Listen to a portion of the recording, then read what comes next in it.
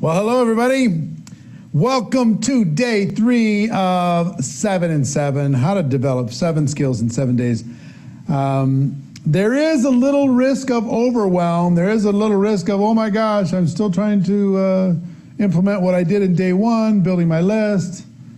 Oh my gosh, figuring out inviting, that's a whole thing, and I've started on that. But I mean, a lot of what I said before is, look, a lot of the learning is in the doing. But we're going to smash through this. This is a crash course. We're going to smash through this in 7 days. You've got an unlimited amount of times you can watch it over and over again. What I want to have happen, my objective, is to take your confidence level and your activity level up and give you a roadmap that gives you the best chance for success. Okay? So in doing that today, we're going to be talking about presenting. And what I want to do is describe to you, can you take that little arrow off the screen? Oh, well? Yeah. All right.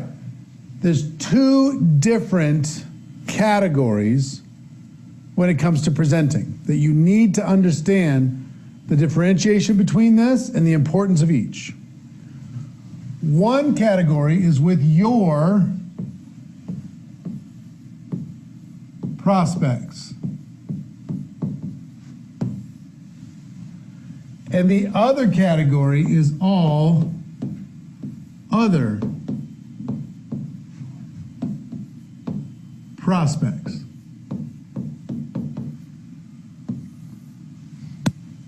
Two distinct categories. It's really important that you understand this because, look,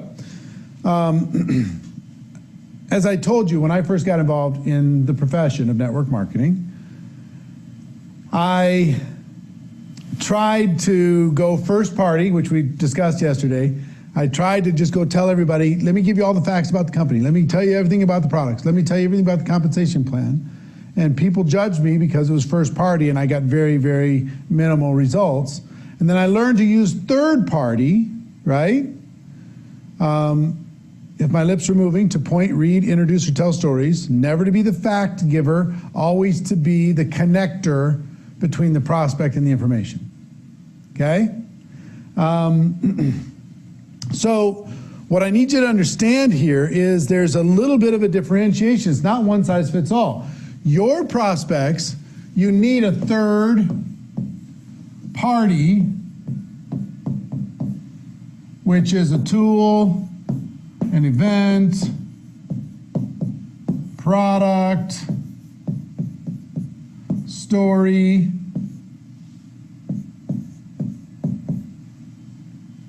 video, website, podcast, upline,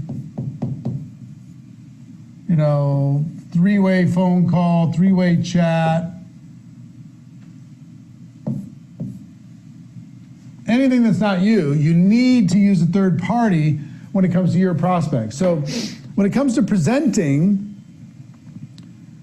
to your prospects, you need to get really, really clear that you're not the fact giver.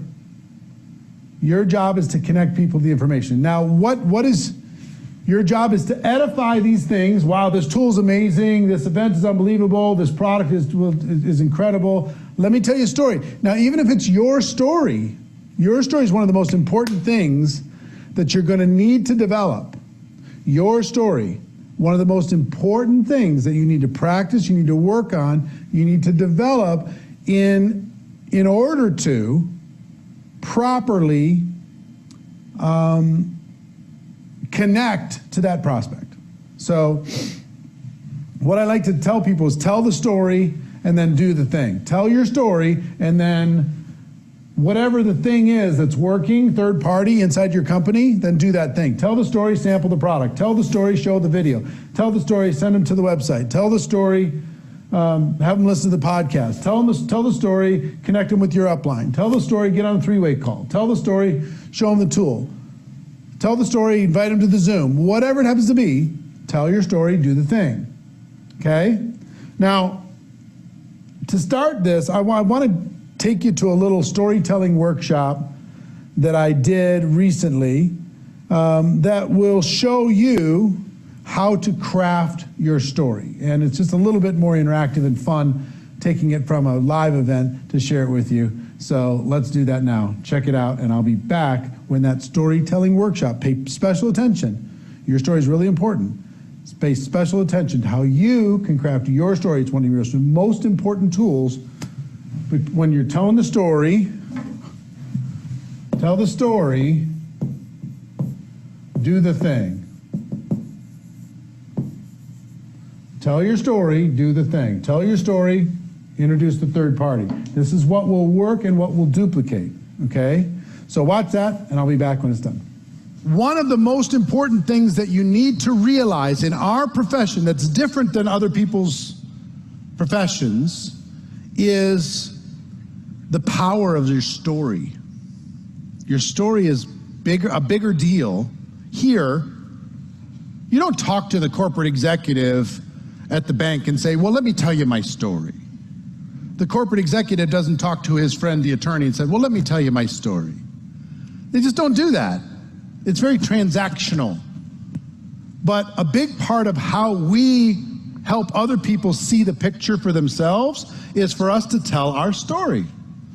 Learning how to do that. Now, if I could give you any gift, it is that you learn how to tell your story incredibly well and effective, but not only that, that everybody on your team does it as a reflex, not as a, oh, I should tell the story. It's automatic.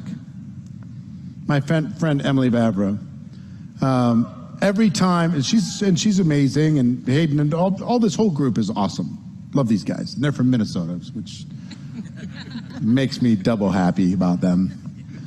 But if you talk to Emily, as an example, and she talks to any new person, within 60 seconds, she's going to say something to the effect of, is it all right if I tell you my story real quick? She immediately does. She goes into that, and the story builds rapport. The story lowers the defenses. The story makes people want to learn more. The story that you're telling is the glue. I've learned from one of my key mentors in the network marketing, or in business, one of my key mentors. All business, write this down please. It might take you a while for you to totally understand what I'm about to say, but let me tell you, all business is conversation. It's all it is. It's conversation. Your job is to start more conversations and keep them going. And in the conversation, you will find opportunity. Don't need to worry about the hard close and the fast sell and all that stuff. Don't need to worry about that. Just start the conversation, keep the conversation going, and in the conversation, the magic will happen.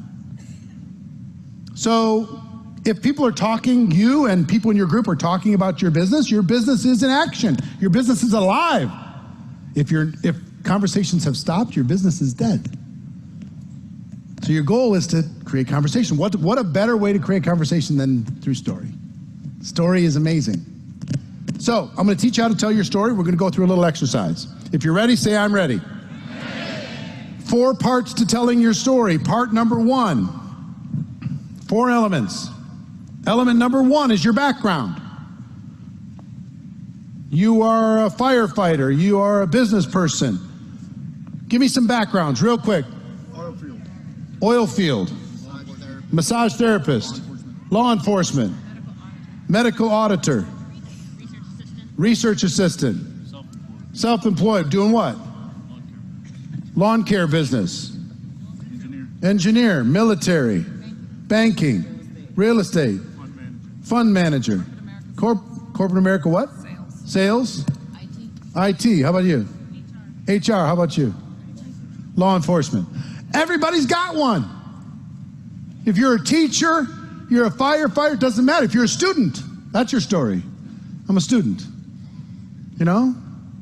I wait tables. Whatever it is, everybody's got a story. So your background is part number 1. Part number 2 of your story is what you didn't like. What were the parts of that background that weren't perfect for you. Now, I'm not telling you have to say, I hate my background. I was a teacher and I hate it. I'm not saying you have to do that. I work for a charity and I hate it. I'm not saying you have to do that. But there is something that is not perfect in any background. If you're a blue-collar worker, maybe it's hard on your body. Maybe it's dependent on the economy up and down. Maybe it's dependent on the weather, whether you're working or not. Unions, who knows? All kinds of things outside of your control. If you're a teacher, maybe you have to deal with politics. You're underpaid for what you're doing. You know, you got to watch out in that world, and you are so passionate about it, but no matter how good you are, there's only so much they're going to pay you.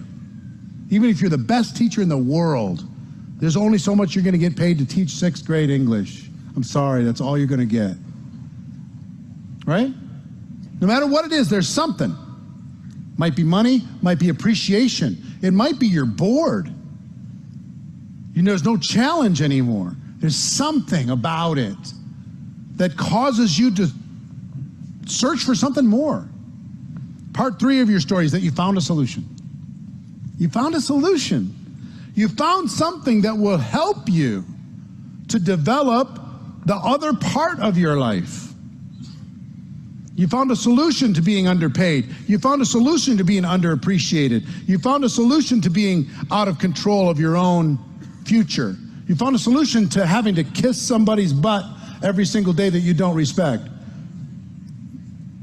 You found a solution. And then number 4 is how you feel about the future. How do you feel about the future now?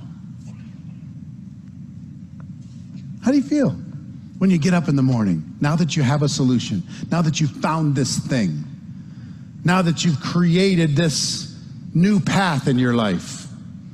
Even though you're maybe still full-time in that background, but now you've got a way where 3 years from now, 5 years from now, you can be living a different life. Okay? So, I know we have lots of different organizations here, so I'd like you to keep this without company names or without product mentions. But what I would like you to do in a moment, and I want you to play like a pro in this session, okay? Don't be an amateur or a poser and be too cool for this stuff. Because I get it. I'm about to ask you to tell your story to a stranger. And when they go and when I am at church and they say hi to the person on your right and on your left, guess what I say hi to? I say hi to my wife and I sit down. I'm asking you not to do that. Some of you are going to say, this is an excellent time to go to the bathroom because I've been needing to go to the bathroom. Right? Don't hide from this exercise. Feel it. I want you to find somebody you don't know well. And also, please don't say, let's pretend we don't know each other. Don't do that either. I want you to find somebody you don't know well that speaks the same language as you, and I want you to tell your story to them, and I want them to turn around and tell their story back to you. I'm going to give you a total of 5 minutes, 30 seconds to find your partner, 2 minutes for one side, 2 minutes for the other side, and back in your chair. You have to work with me. When I say stop, get back to your chair. Ready, set, go.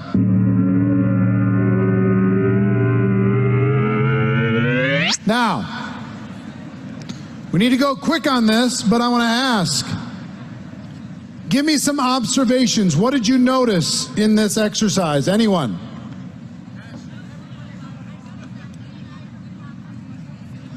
She noticed that the two of them had a lot in common. How many people noticed you had a lot in common with somebody else? All right, what else? They're in love with what they're doing. The passion is infectious. What else? Everyone has a story. Everyone has a story. Everybody had a problem. Everybody has problems. Huh? Everybody found a solution. They weren't just whining about it. The mic unless Eric. Go ahead. Wow. 1 second, I need to breathe. Okay. I'm 67 years old, and It's not that big a trophy, come on. and a quarter. Yes. I understand now when I tell my story that is not the right way, that there is a better way, because now I have zero income and I decide that this is my way to help my family and to help others, because I am a nurse. I was born a nurse. I want to help people and I want to help my family. And the other way bring me in 67 and a quarter with zero income. Mm-hmm. That's most people. So this, 2 weeks ago, I quit the job that I worked so hard. I cannot believe how I worked so hard. I took the money that they gave me and I come here. Yep. Well, congratulations. Here we go.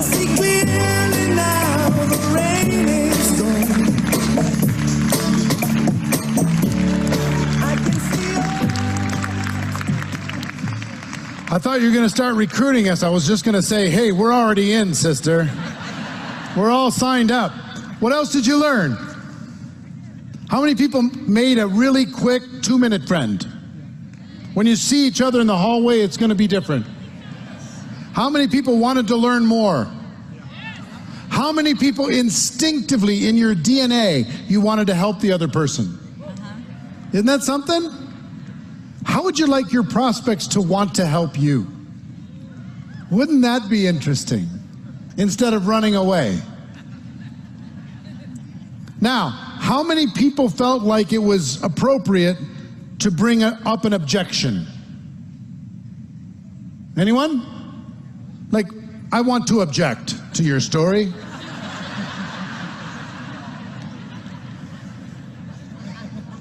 How many people felt a need to criticize the other person? Anyone? No criticism, no objections, all love. In 2 minutes. How many people went second? Raise your hands, please. And how many of you were more open because the other person went first? Like, oh, all right, you went first. All right, I'll tell you my real story. I was going to tell you the fake story, but now I'll tell you the real story since you told me the real story. Fine. So, one of these 4 elements, and some of you follow my stuff, you know the answer to this question, so I won't do the big trick with you, but if you put up the 4 elements of the story, your background, what you didn't like, that you found a solution, how you feel about the future, one of those 4 is absolutely far and away the most important. And most people, first time they see this, they don't realize which one. And the answer is what you didn't like. Your dissatisfaction is the most important. Your pain is the most important. Because listen to me, nobody cares about how cool you are and how great your future is. And a matter of fact, they might resent it. Oh yeah, you're going to brag about how cool you are? Tell me more about your company. Tell me more about how excited about your future. You're acting all big shot, giving them all the facts. They don't care. They're not even listening. They're waiting for it to be over. What's most important is that you build a connection with another human being over your shared experiences, over your pain, over your hurt, over your challenges. That's what builds rapport. That's what makes people want to help. That's what makes people want to listen. It's the most important thing. So in a moment, I'm going to ask you to do it again and find a different person this time. And this time, I want you to emphasize your dissatisfaction. I want you to be more real than maybe you've ever been to another human being, because we're taught never show your weakness, never talk about your pain. Nobody wants to hear about it, right? Be strong. man up, stiff upper lip, all that stuff. What I'm going to ask you to do is be more authentic than maybe you've ever been to another human being and say the way that they treat me at that office has made me feel small for the last 10 years. In the last 5 years, that smallness has turned into resentment, and I don't want to live like that anymore because it's spilling into the rest of my life. I'm tired of getting paid 10% of what I'm worth. I'm tired of being unappreciated for the efforts that I put in to help somebody else do what they need to do. I'm tired of the limitations. I'm tired of saying, no, we can't afford it to my kids. I'm done with it. I don't want to feel like this anymore. So whatever that is for you, say it like you maybe never even said it to your spouse because you're trying to protect them from your pain. Maybe you've never said it to your friends because you're just trying to be strong. Your kids certainly don't know because you're trying to be tough. For this moment, in this safe environment, I want you to do that, okay? All right, 5 minutes. Find a new partner. Ready, set, go.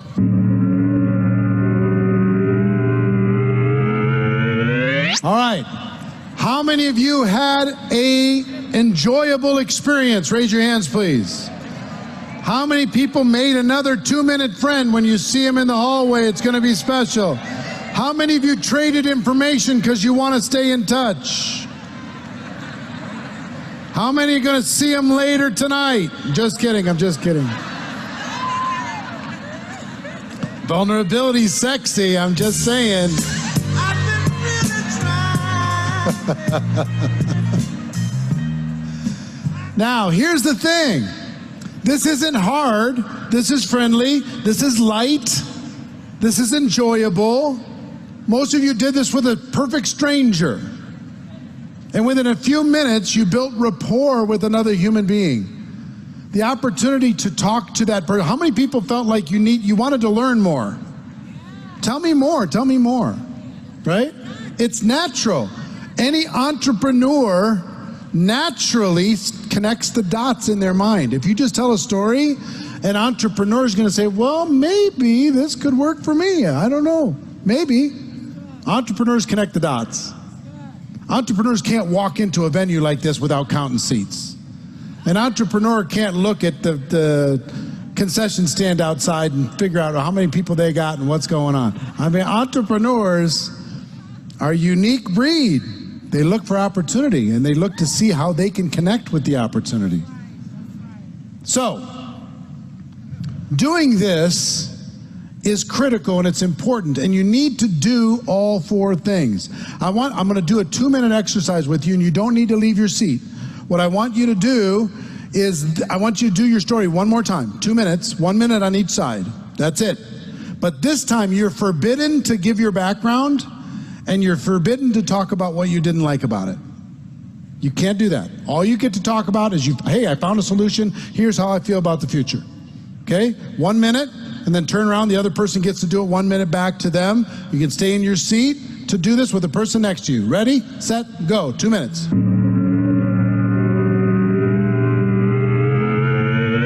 Now, how did that feel? Way different, right?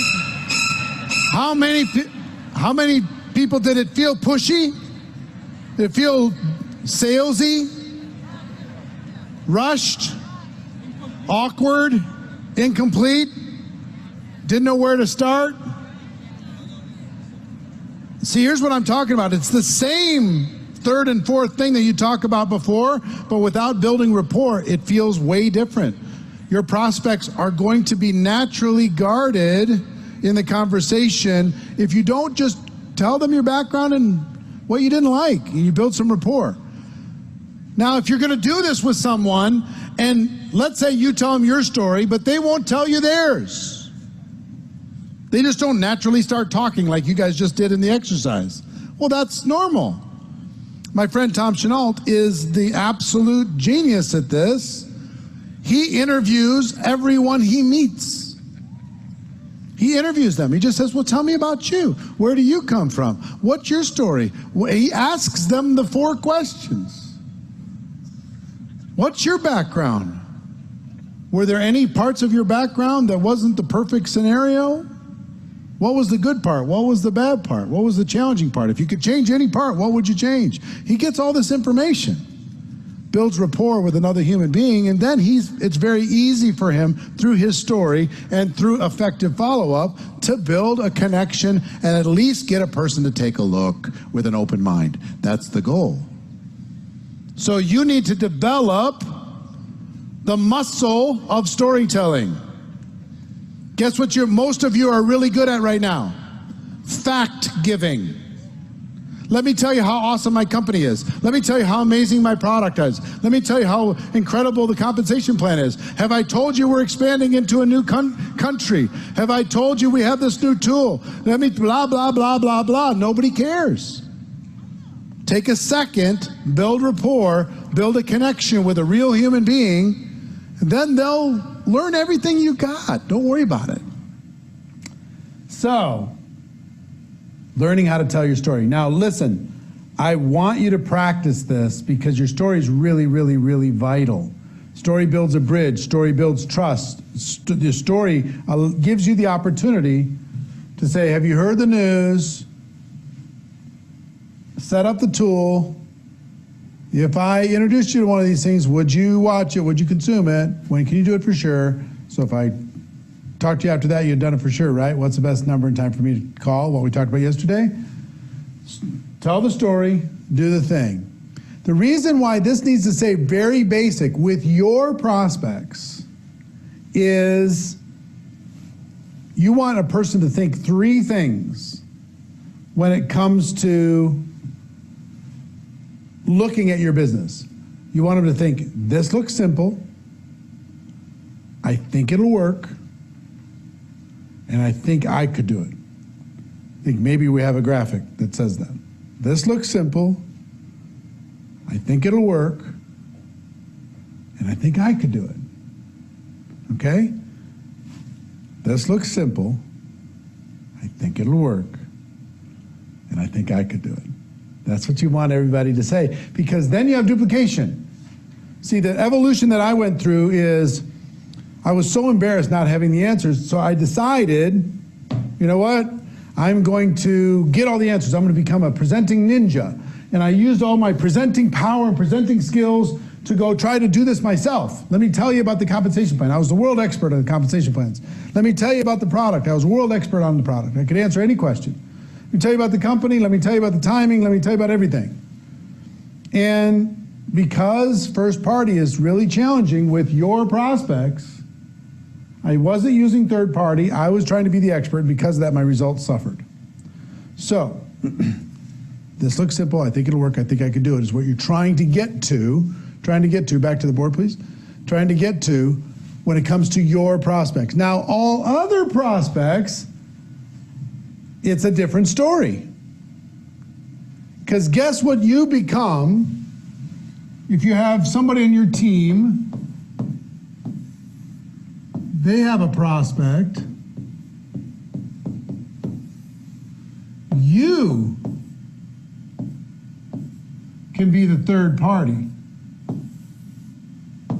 The team member introduces the prospect to you, and you could be the third party, and now you get to give the facts. So a team member comes to you and says, hey, I want to introduce you to my friend Sally, and Sally is just learning about this. I told Sally my story, and I thought I'd introduce him to you because you know more about it than I do. Then you can go to Sally, tell your story, and help the team member, okay? So there's several layers of becoming a network marketing professional. I heard somebody say this early on in my network marketing career, and it changed everything for me, and that was, whoever holds the marker makes the money. And I was like, wow, I want to make the money. He said, well, you gotta, what they're saying is you gotta get up in front of people. If you learn how to do presentations, you're gonna make more money. And I found out that that was actually true. So phase one is your story. Back then, we used to do live opportunity presentations, and at the end of those opportunity presentations at these hotels, they would have 8 or 10 people stand up and give a quick 30 to 60 second testimonial. So I learned how to tell my story with the 4 steps that we just described. 1, 2, 3, 4, okay? And it was rough at the beginning, and I got a little bit better, and over time, I was able to feel real comfortable with it. And as soon as I felt comfortable telling my story, I was much better at telling that story and then doing the thing, introducing people to third parties. So the story works for your prospect. It also works for other people's prospects. If you are on my team and you're going to introduce me to a prospect to me, the first thing I'm going to ask the prospect, is it okay if I tell you my story real quick? Nice to meet you, Sally. Is it okay if I tell you my story?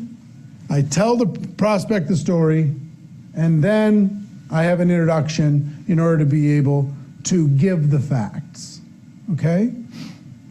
So that's the first thing that you need to master is your story for your prospects and for other people's prospects. Second,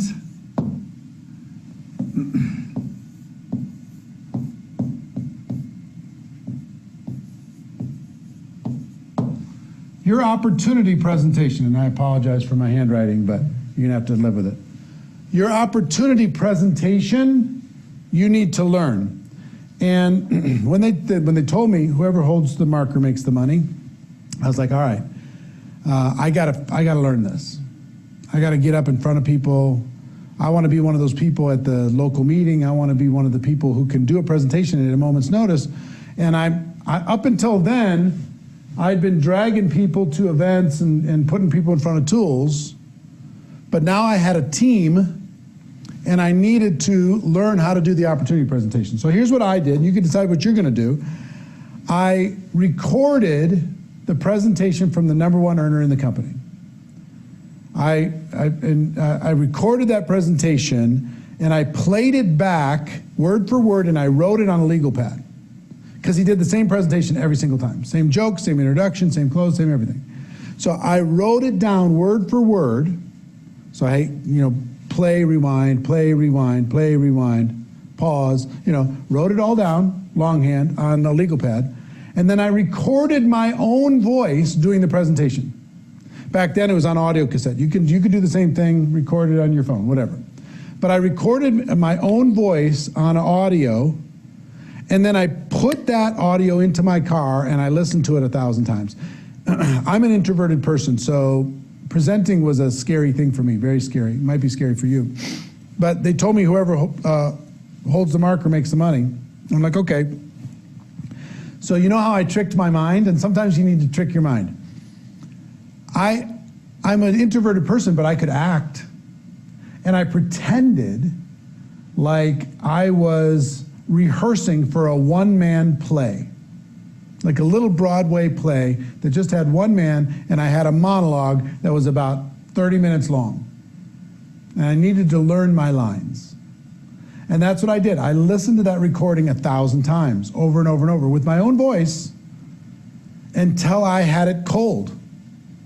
I could do it today. I mean, I had it so burned into my brain, and here's what happened. As soon as I was really good with this, my confidence went through the roof. Because I could do a 3-minute version on the phone. Company, product, compensation, timing, support. Psh, call to action, let's go. I could do a 15-minute version of the same thing over lunch. I could do a 20-minute version in somebody's living room. I could do a 40-minute version at the hotel. I could spread it out and do a 2-hour version if I wanted to do a training on it. No problem. Once I learned this, I stopped being afraid to talk to people, especially other people's people. Now, I wasn't using this for my prospects because I would lose third party. I was only using this for other people's prospects. Bring your prospects to me. You provide the people, I'll provide the presentation. But what happened was, I got good at this, and what happened was my team started to build confidence in me. They're like, all we have to do is bring more people to Eric. Let me get Eric on a Skype with somebody, one of my prospects. Let me get Eric on a Zoom, and I'll bring a bunch of prospects on a Zoom. Let me have Eric come to the house for a home party. Let me have Eric do this. Let me have Eric do that, because Eric brings results. I was like, wow, a whole new chapter changed for me. Third is learning how to do a getting started training.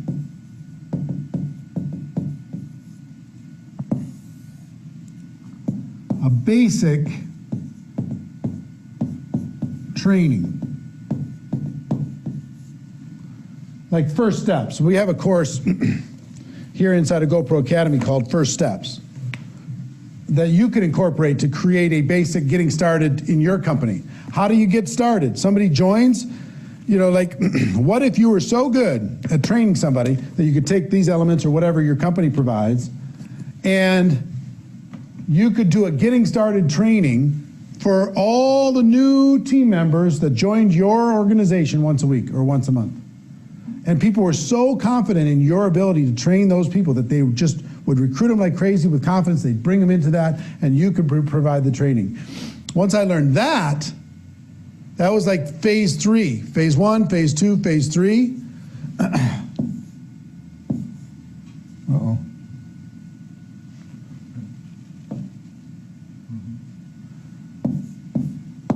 Four was skills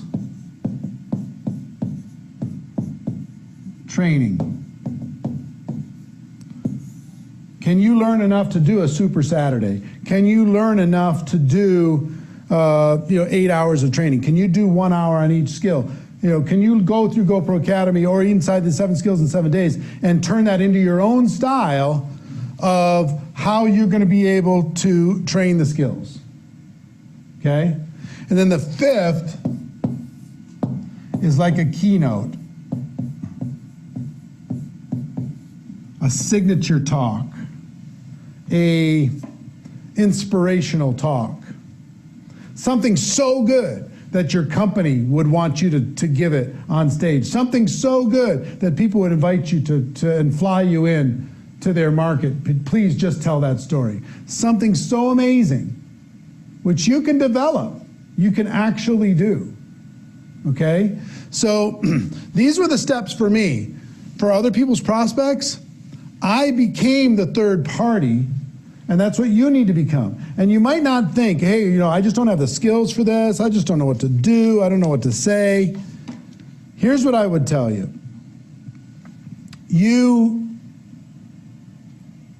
If you start with story that you can use on both sides, over here, you're telling the story, doing the thing. Over here, you're telling the story as a tool to be able to help educate someone and build a connection, provide information. Then you learn the opportunity presentation. So great. I mean, look, if you'll just commit to this, you can become great. If you'll just decide, if you're introverted, fine, pretend you're an actor and you're learning your lines. Decide you're not just going to be dragging people to somebody else's Zoom call for the rest of your life. You're not just going to be dragging people to somebody else's event for the rest of your life. Your team needs you, not your upline. Your team needs you, not the company. Your team needs you, not some other leader in the organization. They need you. I did this. My team, and I was able to do the story and give the facts. My team started to bring people to me.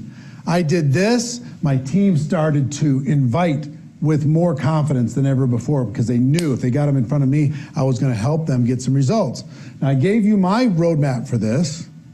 Then I learned how to do a getting started training. I modeled the best trainings I could find. Then I learned how to do skills training. I modeled everything that I learned and the best skills I could find. I learned how to do a keynote. Now, if you listen to some of my earlier stuff, even if you listen to some of what I do now, you'll hear influences from lots of different speakers. You'll hear sometimes it's a little bit of Les Brown. There's a lot of Jim Rohn in there. Sometimes it's real teachery like Brian Tracy. Sometimes it's a little whimsical like an Og Mandino. But it evolves. So I got to tell you, here's how I evolved. So I'll give you an example. Jim Rohn never left the podium. He was always right here. He had his little journal, and he would teach right from there, and he never moved. So guess what? For the first 5 to 10 years, I never moved. I literally stood behind that podium, and I trained. And then I got a little bit more confidence, and look, I modeled other people. I copied other people almost word for word. If they had a story that they told that was effective, I told the same story. I just literally copied great people. And then I started to see other people. I watched people like Tony Robbins who got away from the podium and started moving around. So I'm like, so I moved to the side of the podium a little bit. I moved to this side of the podium a little bit. And then I slowly found my voice like an awkward kid at the dance who's afraid to get on the dance floor. Eventually I said, you know what? I'm going to start moving around. And now I'm not on stage very much at a live event. I may be on stage 20% of the time. I'm off stage, moving around in the crowd, super comfortable, because that became part of my personality. And I developed my own sense of humor after copying everybody else's sense of humor. I developed my own style, my own clothing style, my own storytelling style. I focused on really giving a damn because I knew that if I could communicate to people how much I cared, that they would listen to what I had to say and I could help them. And I think people could feel that. Hopefully you can feel that. So what I'm saying is it's okay to copy somebody else. I remember early on in my career, my life, I was really interested in theater. And I had a mentor who's since passed away, but this mentor, he was trying to help me kind of unlock out of my shell. I was so introverted, so timid. He said, Eric, just be yourself. Big problem. I didn't like myself. So I said, that doesn't help me. I would much rather imitate, parrot, totally copy somebody else that gets results, and then I'll work on adding my style later. That's what worked for me, is copying somebody else and adding my style after the fact. So what I'm here to tell you is, and look, confidence is a big thing, building your confidence, being stronger, and for today, we don't have time to get into all of it, but we have a course called Unstoppable Confidence. This is available to you. We sell this for $300. It's available to you inside of GoPro Academy. It has program transcriptions, video, and workbook on how you can become more confident in presenting and in learning how to be a good presenter for your team. So I want to kind of close by telling you a story about this, number 5. Keynote. I had learned how to do my story. I had learned in my 20s. I had learned how to do an opportunity presentation. I learned how to do a getting started training. I learned how to do a skills training. I'd never really done a keynote. I kind of consider myself, even now, I don't consider myself an inspirational guy. I don't consider myself a motivator. I consider myself a teacher more than anything else. But I was 1993, I believe. I just had my biggest year, 29 years old. I'd made $980,000 that year. And I'm in the top 10 of my company. And I remember I was standing next to the #1 earner in the company and the CEO of the company. And we were going to have a convention at America West Arena in Arizona, and that 14,000 people were coming to this convention. And I really wanted to get on stage. I really wanted to be part of the presentation somehow. And so joking, kind of half joking, in front of the CEO and the number one earner, I said, you know what? Number one earner here, you know, yeah, he's probably a better networker than I am, but I can do a better presentation than him anytime. At the convention, for example, oh, I could crush him. Just joke, ha. Number one earner laughed, but the CEO went, really? Okay. I'll tell you what, I'm going to give you both 12 minutes at the convention, and we'll see who can give a better presentation. The convention was 90 days away. We'll see who can give a better presentation. All right, we'll see. I'm gonna have some I'm gonna pick some judges in the crowd, and we'll let you know who's gonna be number one. But good luck. Now, the number one earner, he didn't feel like he had to prepare. He was number one. He's gonna walk out, be number one. He's gonna win. I decided this was a moment that I needed to work on. And I would encourage you to do the same thing. So I went to work. I listened to some of the greatest speeches ever. I watched what some people did when it came to storytelling, how they used quotes, how they used repetitive phrases. I listened to I Have a Dream. I listened to all different kinds of speeches from around the world. I bought books on quotes and speeches, and I started to write my speech out, and then I practiced, and then I'd write it again, and I'd practice, and I'd write it again, and I'd practice for 90 days, preparing for a moment. And what happened for me in that moment changed my entire life. Now I'm going to end by playing you. There's no video of this that I'm aware of. I don't believe there's any video exists of this actual speech, which is 27 years ago. Yeah, 27 years ago, okay? But there's an audio of that presentation several years back. People put some images onto the audio of that presentation. I want you to hear it. But before I go there, and that'll close out our session, and then we'll see you tomorrow. We'll be talking about follow-up questions and objections tomorrow.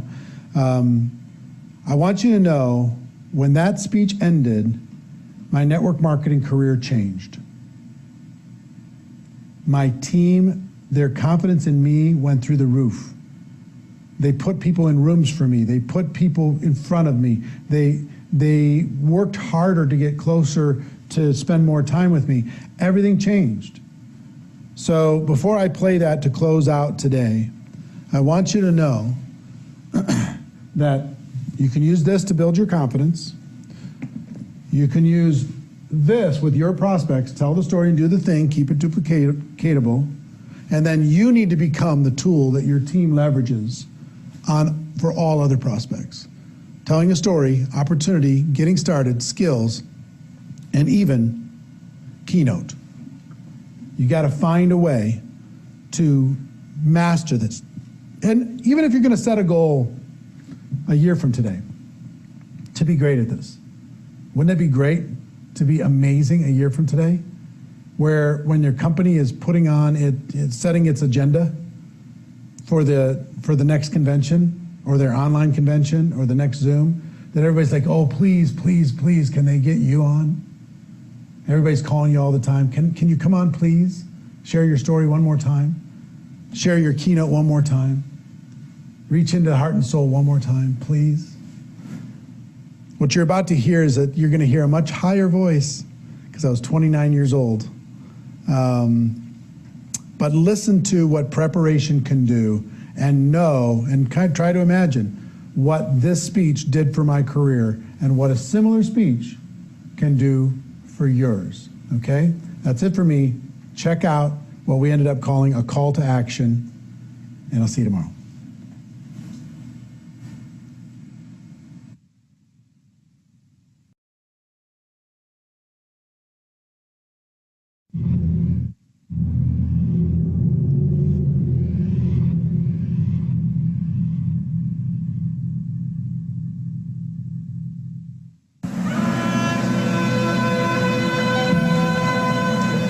Over 200 years ago, there was a revolution, an American Revolution, an event that literally changed the course of history.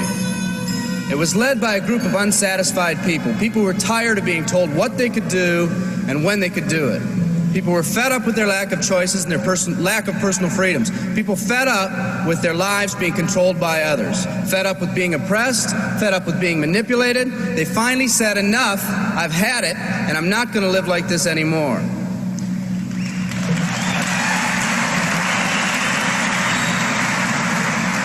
Our ancestors were people that took full responsibility for what happened to them. It was that spirit that ignited a country and formed what is now a giant in the free world. I have a question for you. Where's that spirit today? Right here. It's time for another revolution. Let me explain one of the laws of the universe. It's called the law of use, and it says simply this: whatever you don't use, you lose. Lack of use causes loss. Ambition unused declines. Faith unused decreases. If you don't use your skills, you lose your skills. If you don't use your freedom, you lose your freedom. Freedom does not come automatically. It's not attained and then handed down to us as an inheritance. It must be achieved each day. At the turn of the century, in the year 1900, less than 10% of us worked for other people or the government. Over 90% of us were self-employed. We were an independent people. In 1980, only 80 years later, over 90% of us worked for the other people or the government. Less than 10% of us were self-employed. We changed from an independent people to a dependent people. We'd slowly shifted from a people who took full responsibility for everything that happened to them to a people who've become talented and practiced at the art of blaming others for their problems.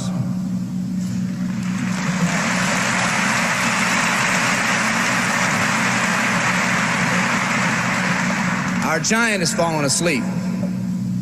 Our forefathers didn't say, "Who's going to take care of me?" They simply said, "All I ask is the opportunity to be free and the ability to take care of myself and my family." Today, we elect officials who will quote-unquote take care of us. We cry out against anyone who dares to ask us to provide more value in the workplace. We do everything we can to spread around the suffering in our society, and yet no one is willing to step up and be part of the solution. We've slowly changed from a society that compensates based on value to a society that compensates based on entitlement and seniority. What we've come to believe is our due. We act as if someone actually owes us a living.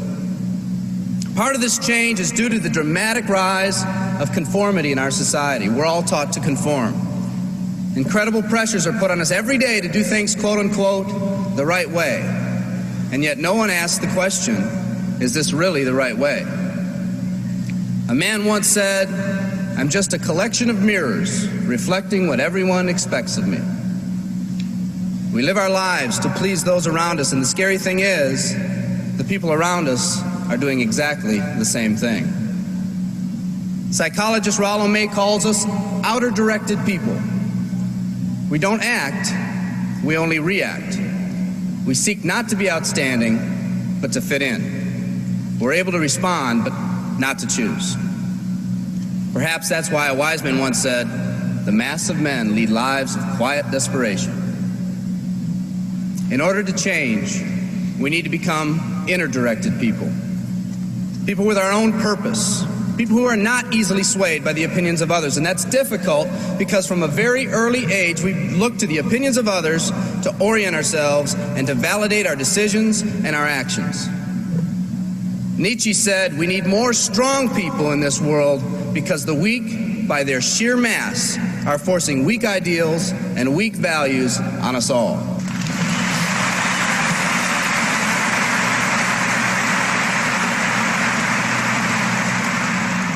Today's massive social and economic changes are waking this slumbering giant. Some people may not be ready right now for the changes happening today in today's society. It doesn't matter if they're ready or not.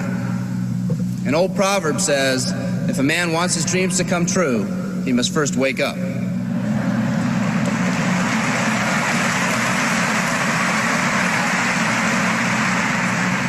I, for one, am glad for the radical changes in our society because I believe that within that crisis, we will find that independent spirit that once pioneered this country.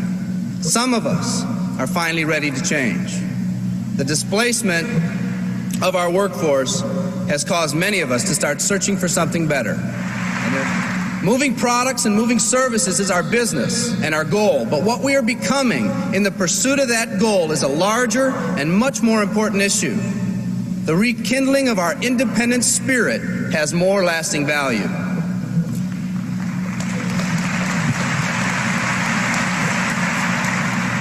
There's no more noble a business than the business that encourages the development of people. Every living organism has one and only one central need in life: to fulfill its own potentialities. The acorn becomes an oak, the puppy becomes a dog, and that's all that's required of the oak and the dog. But the human being's task in fulfilling his or her nature is much more difficult. The reason is, unlike any other living creature on this planet, you've been given the dignity of choice. You'll not grow like a tree. You'll grow only as you plan and choose to grow. When a person chooses to live, two things happen. First, assuming responsibility for themselves takes on a whole new meaning. They accept responsibility not as something they've been saddled with, but as something they themselves have chosen. The second thing that happens is that discipline from the outside is replaced by self-discipline. They accept discipline not because it's commanded, because they themselves have chosen what they want to do with their lives. Just like when the disenfranchised men and women over 200 years ago got fed up and said, I'm not going to live like this one more day, there's another revolution coming. It's coming not just from Americans, but from people all over the world.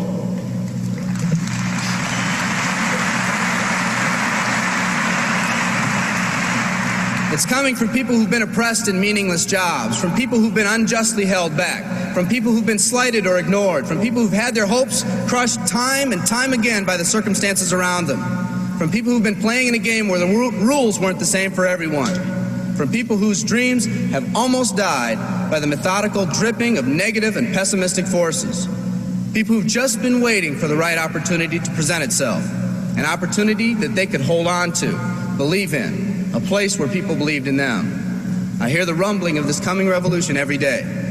The old rules are changing, and society is finally ready for that change.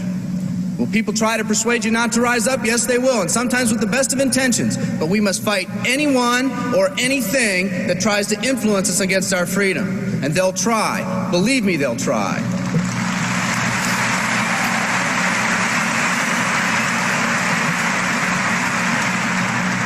They'll try to suggest you off course, to nudge you off course, to distract you off course. There's another revolution coming, and it's going to be led by a group of unique and courageous people like you.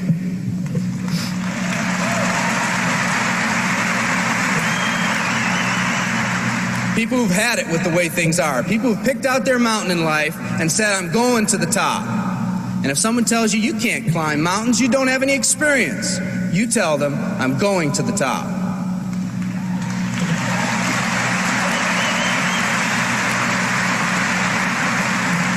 And if your neighbor tells you, come on, choose another mountain, that one's too rocky, what are you going to tell them? And if someone tells you, let's go over here where it's not so steep, what are you going to tell them? And if someone says network marketing, what are you going to tell them? And if your friend tells you, come on, let's climb this one, that one's too slippery, what are you going to tell them? If anyone tells you you can't go up, it's too rocky, too steep, too slippery, you say, listen here, I'm going up. You're either going to see me waving from the top or dead on the side. I'm not coming back.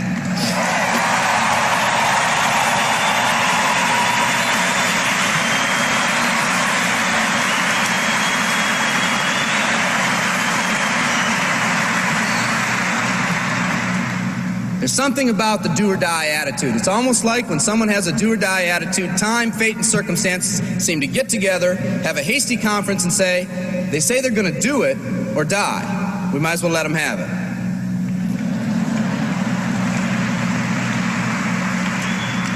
The People in this arena are special. You're special because you've already rekindled that independent spirit.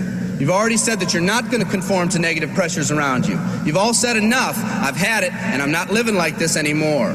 You are the people who want to set big goals and aspirations for yourselves and your families. People who want to live in a country where families are brought together again instead of being torn apart. People who want a country where once again owning your own business and controlling your own destiny is commonplace.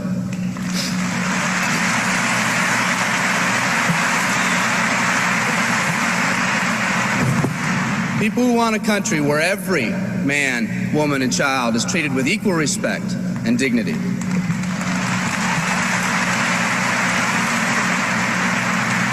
People who will pay any price so their families will not live with the legacy of maxed out credit cards and unfulfilled promises.